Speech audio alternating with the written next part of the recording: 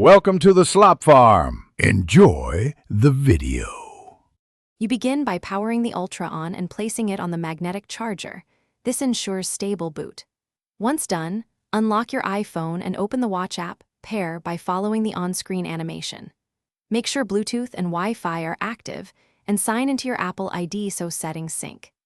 This first step speeds setup and avoids interruptions, because the watch downloads apps and firmware while paired and keeps battery above 50% for critical updates.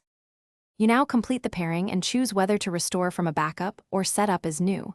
Restore saves apps and settings, while new gives a clean start. Next, enable cellular if you want calls on the go, grant health permissions for accurate tracking, and turn on fall detection for safety. Make sure to customize watch faces and complications to surface the info you need.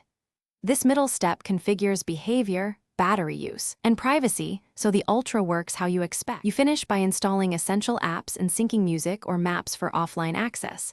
Then test core sensors, open compass, check altimeter readings, and run a short GPS route to confirm accuracy. Make sure notifications arrive and workouts start without delay.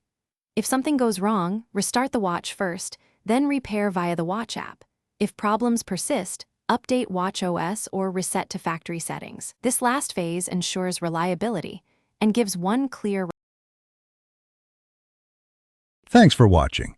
Consider subscribing if we helped you today.